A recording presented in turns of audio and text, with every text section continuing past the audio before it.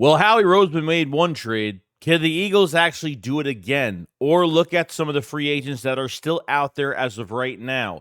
We're going to be talking about the glaring needs still for the Philadelphia Eagles. We're going to be talking about Jahan Dotson and what the Eagles could do the next couple of years if they keep him after this year, because the Eagles could take advantage of this situation and a lot more going into this roster going forward. So let's get straight into it. A killer buried, but not dead. Darren, we better turn around. Because I've seen enough horror movies to know any weirdo wearing a mask is never friendly. Yo, what's going on, guys? I hope everyone's having a fantastic day. I hope everyone's enjoying themselves. So we're going to be talking about some news for the Philadelphia Eagles. Now, I think everybody could probably say at this point that everybody's pretty happy about the Jahan Dotson signing. Him as a number 3 right now with the Philadelphia Eagles as the 5th option, maybe the 6th option at this point. And you're not going to have 3 good corners really covering him well, okay? Not a lot of NFL teams out there are going to have really what they need to defend, to really attack this offense. So Jahan Dotson might be going against the best safety, and we already know that Jahan Dotson is good against safeties in his career. But 2 things to really go over here. Now, I did mess up on the numbers when it came to his cap numbers, so I kind of want to fix on that a little bit. I guess over the cap just has the wrong numbers down. But the Eagles have Jahan Dotson for cheap. This year, his cap number, his cap hit is $1.5 million. And then really going to 25, his cap number is $3.5 million. So you literally have him for nothing. Okay, you gave up a 3rd and 2 7th-round picks. The Eagles have an extra 3rd. The Eagles still have an extra 7th. So, I mean, the draft picks to me don't even matter because I know he'll get the extra 3rd back if that's even the case. But there are 2 things here the Eagles can do. And I think one is obviously, let Jahan Dotson really build his reputation the next couple years and hopefully comes right in and plays really well as the number 3. No pressure, because all the pressure is going to be on Devontae Smith, A.J. Brown, Jalen Hurts, Dallas Goedert if he could stay healthy. So Jahan Dotson is not really the focal point man in this offense, and could create big numbers for the Philadelphia Eagles. So build his reputation. If the Eagles decide to keep him after this year, they keep him for another year. And then by next season, it's going to be contract talks, where this is where things are going to get interesting because he does have that 5th-year option, okay, where the Eagles can maybe have a little bit of a loophole there, maybe add him for another year. Or if you want to have him for 2 years and call it quits, build that reputation, build that value up, and you can actually maybe trade him, flip him for a draft pick, get some good draft compensation for Jahan Dotson if that's the case. I think it could be a realistic option for the Philadelphia Eagles to get some more draft picks under their belt, especially since they should be playing good, this year, next year, the year after, by Jahan Dotson's contract being up by the 25 season. Sure, I think this would make a lot of sense. It could flip it for some draft capital and, help them out. And, there might be a team that needs wide receiver pretty bad, and hopefully he can look good, and maybe he will move up to a number 2 spot, maybe a number 1B spot somewhere on another roster. So that's what I kind of want to go into the Jahan Dotson situation. The Eagles get him for nothing pretty much, and they could do whatever they want with him the next couple years. And I think, and like I said, if you're in 2 years, if you don't have many draft picks, or if you don't have too many high draft picks and you want to trade Dotson for something, it's always there. It's always on the table for them to do that. Now, the wide receiver spot going into this whole entire thing. Now, the final 53, which we'll do a final 53 video separately from this video, but how many receivers are the Eagles really keeping? And at this point, who is the odd man out? I think the Eagles will keep 6 receivers on the roster: A.J. Brown, Devontae Smith, Jahan Dotson, Britton Covey, Johnny Wilson, okay? And then you really have to choose between Paris Campbell and John Ross. Ainias Smith will either be out the door, which, most likely probably not, gets on practice squad. We'll see. But I think it will be between Paris Campbell, John Ross. I just feel like who is the bigger domino effect that could come in for a game if injury or something happens. Paris Campbell was pretty much the leading receiver at wide receiver 3 during camp with no pads on, and then finally got pads on and then had the groin injury. So he didn't really last with full pads on. He just came back pretty much the first practice, again, a joint practice against the New England Patriots. So, the Eagles made this Jahan Dotson move for a lot of reasons, because there's just guys that either weren't available or just been injured, or both at this point. Johnny Wilson dealing with a concussion, Paris Campbell just coming off the injury. How much faith do they have in him? Britton Covey, good camp, but I think will be mixed in with this wide receiver group during the season, and could do some big things for this offense, as kind of drizzling him in a little bit as maybe a third down wide receiver. I don't know, something like that, if that's what they want to do. So I think there's a lot of options here.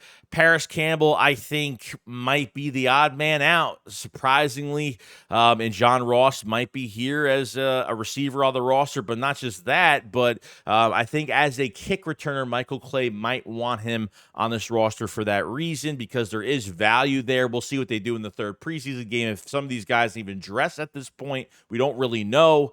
So that's for the wide receiver group. 6 receivers kept, and Jahan Dotson. The Eagles have plenty of different avenues they can go on when it comes to, if he plays good after this year and next year, they have some decisions to make with that position and for the future at that wide receiver 3 spot. So that's what I have going into this year, for the next couple to the next couple years.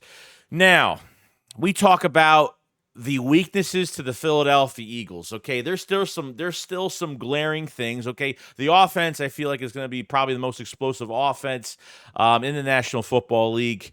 But when it comes to specific positions, I feel like I'm still not comfortable with. It's already enough I'm not comfortable with this defense, because there's a lot of new faces. Vic Fangio is going to unveil this defense to us, and obviously with a lot of blitzing and guys that are going to be in off-ball coverage. And, we're about to see the mastermind of this scheme really, hopefully put these players in the right positions. So if Howie Roseman already made a trade for a wide receiver, obviously the 2 biggest weaknesses in the 22 Super Bowl was wide receiver 3, which they upgraded, and obviously running back. You have Saquon Barkley, you drafted Will Shipley and Kenneth Gainwell still here, and potentially a 4th running back could be Price, or Kendall Milton, or you know what I mean. So I feel like there's a lot of options there for another number 4 running back if they want, but it really comes down to the defensive end position, because I still feel, and I don't know, every time I talk about Nolan Smith and these edge rushers, I just feel like we're just, do we have an edge rush this year? I think you have more perimeter guys, obviously, because these guys are dropping in coverage. Nolan Smith, to me, hasn't really done much, and I'm not going to call him a bust yet, because last year I can't count that much, because they rarely even played him. He was injured, but Sean Desai just never played him. He's a first-round pick. Why didn't he get more snaps last year? Played some special teams, but come on now, first-round pick. Nolan Smith, a big issue. I mean, 2 sacks in the preseason.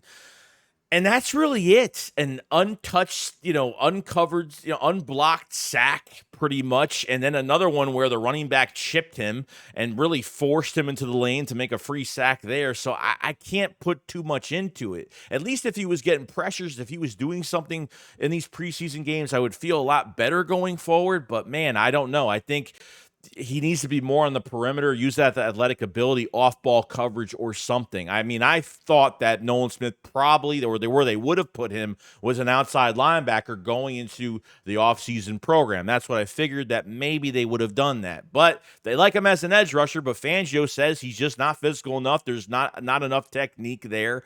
I don't care if he gained 10 to 12 pounds of muscle. A straight bull rush from Nolan Smith, it's just not going to work against big left tackles, okay? I don't care what he does against Fred Johnson in practice. I want to see him get pressures on some of our starters, whether it's Lane Johnson or Jordan Mailata or somebody, but that hasn't happened. I feel like he's been just there, and I'm hoping he does good things. I don't want him to fail. I don't want him to leave Philadelphia in a couple years. Like, I really want to see this man really perform. Josh Sweat's another one. Josh Sweat, ever since he changed his number to 19, that is the last bit of news. I don't know if you guys heard anything, but that is the last bit of news I have seen from Josh Sweat. And just to remember from last year, Josh Sweat even said that he hates being in coverage. Okay, so you already know that he's not even good at it or doesn't even like it at this point. So hopefully they're not going to drop him in coverage. Hopefully he's going to go after the quarterback. We need to see what this edge can do. We need to get pressure on quarterbacks because DTs can only do so much. The edge has got to get that matchup, especially if Jordan Davis commands the double teams. It leaves that one-on-one on whatever side that he's going to be on, obviously. You know what I mean? So it leaves that one-on-one for wherever defensive end is going to be free, and we'll get that one-on-one and really needs to take advantage of it. I just don't think we have the players for it. Jalix Hunt is hurt right now. Okay, oblique injury could be up to a few days to a few weeks. I mean, he's already, I don't know the status of what's going on right now, if he's doing better or whatnot, but oblique injuries, Dallas Goedert had it, and now Jalix Hunt has that as well. Okay, and these are injuries that could take up to a few weeks and see what happens there.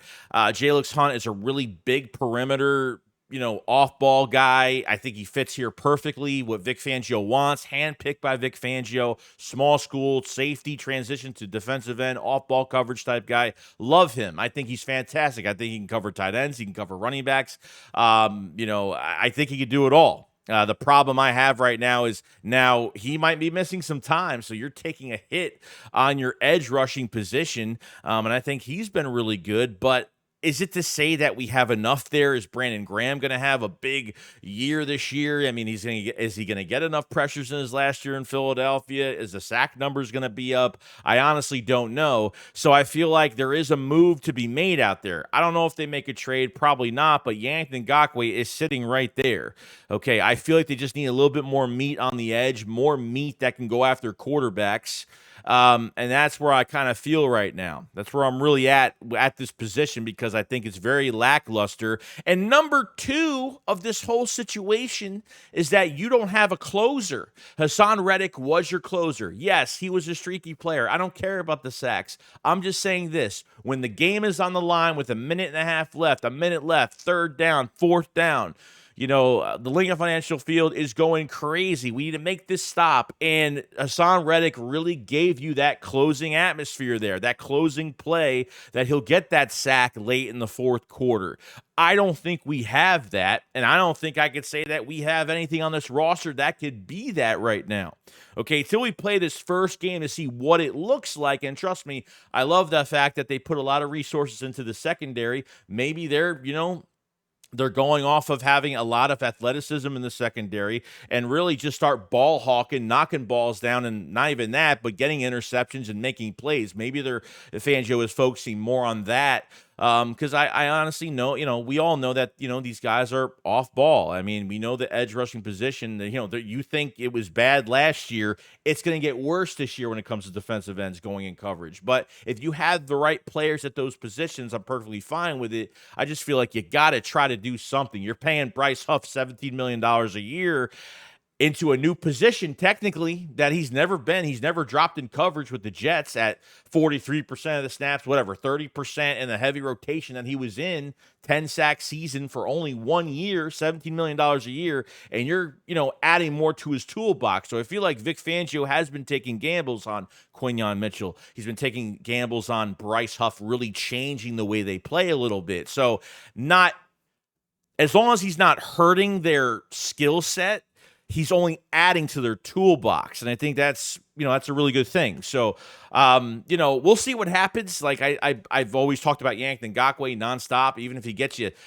6 to 8 sacks for the season, you could use this guy obviously to get after the quarterback, and that's what you could do. He's been from team to team to team. Maybe I'm wrong about all this. Maybe I feel like Nolan Smith will do good. Maybe he will do good. Maybe what we're seeing is just not good. Maybe he does better at practice. But honestly, I haven't heard. I really don't hear much when it comes to him getting pressures in practice, and that is that's a big problem for me as of right now with this whole situation at the edge rushing position, dropping in coverage, but we need to have that pressure on the edge too. You know what I mean? You're going to have some blitz packages. You're going to try to get some pressure. Is Fangio trying to say, you know what, we're going to drop the guys and and coverage. We're going to disguise coverages, which he's supposed to do.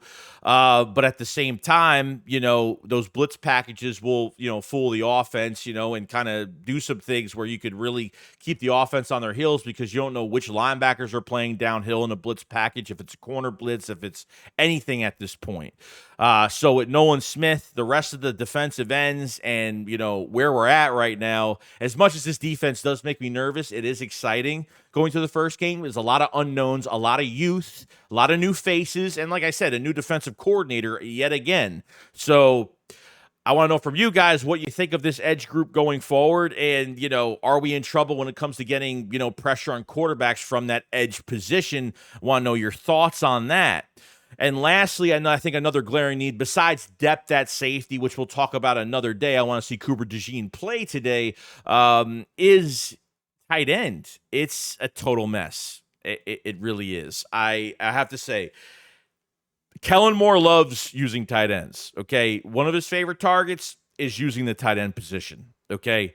I thought Jack Stahl was the biggest loss. It's looking like an even bigger loss with him going to the New York Giants. The Giants have taken two of our tight ends, with Tyree Jackson being an injury-prone mess, to Jack Stahl not only being reliable, but at the same time, I feel like he was used as an extra offensive lineman at times because the guy could block really well. And can he get the separation that Dallas Goedert can get? No, but at least he had some reliable hands. He's had some starting capability, which is good.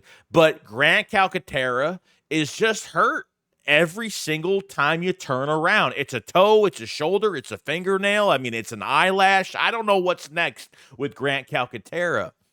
CJ Usama, 31 years old. He hasn't played good since he was in Cincinnati. Was with the Jets last year. Was hurt. And hurt again. Not hurt again this year, but just he can't block. He can't do much of anything. He hasn't been good the last few years, okay, since he was with the Bengals, like I said. So they end up releasing him, okay? So you're really putting a lot on EJ Jenkins, okay, 6'6", 245 pounds. I mean, big tight end, but he has not started an NFL game, I don't think, in his career at this point. So you're putting a lot on his plate. And Dallas Goedert already has an oblique injury. So, and he could be, same injury as Jalen Hunt, like I said earlier in this video. So he could be out for a few weeks. He could miss the next, the first couple weeks of the season, and we really need him, and we can't ignore this position. I think the Eagles fumbled just a little tiny bit. I know it's easier to say now just because of the injuries and stuff like that. I mean, Albert O, you traded for him last offseason. You traded for him when you were making the final 53. You traded for Albert O. You didn't use him. Dallas Goedert gets hurt, and they completely ignore the position. You don't know who your number 2 is. That at least could get in there and, produce a little bit. Not the high rise of Dallas Goedert, but at least something. And then you don't use him barely. And then you re-sign Albert O, and I haven't heard anything from him this camp. So when it comes to depth behind Dallas Goedert, and potentially he could miss a couple weeks, it's a little alarming. It's just a little too much to handle. So that's where I'm at with the tight end position, safety, and obviously, we got wide receiver 3 done. So that's great. We got 2 weaknesses done on the offense, and now, could Howie make another move? At tight end, I don't think they'll make a move. I think they like what they have. I think they're really hoping that these guys can stay healthy. And I think the tight end position will be more of a next year type move. I mean, if there's emergency powers to give at tight end, and God forbid you have Dallas Goedert's hurt or someone else is hurt, Grant Calcaterra gets hurt again, you might have to move Johnny Wilson to tight end. You might have to put another body somewhere else because, like I said, EJ Jenkins hasn't played yet, so I can't say if he's can literally be the number 2 here because he's coming in really as the number 3 since EJ Usama was released, and there's really nothing there. Alberto hasn't done nothing. So it's a very slim pickings position as of right now for the Philadelphia Eagles. But other than that, guys, that's pretty much it.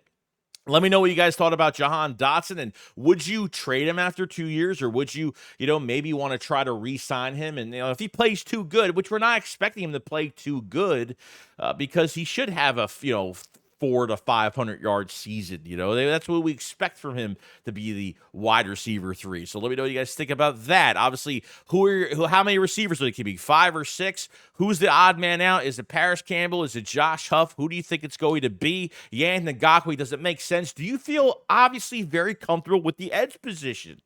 Seriously, I could talk about the edge position for hours. Okay, I can have no life and talk about it. Trust me. Okay, and tight ends. We've talked about it. It's Dallas Goedert's got to stay healthy, man. I mean, his statistics, he'd be probably the 4th best tight end in the league right now, probably the 3rd best. If he wasn't missing 4 to 6 games a year, it would help tremendously. But this is where we're at. So other than that, guys, that's pretty much it. Let me know what you guys think in the comment section below. If you guys haven't subscribed to the channel, please subscribe. Cover the Eagles every single day and like the video. It does help out the channel out tremendously, so I appreciate it so much. Sorry I was ranting and going over stuff a million times in this video, but I am here to end it now. You guys enjoy your weekend. We'll be back very soon, and I'll see you guys in the next one. Shakes it up, follow slide. Peace out, guys. Peace.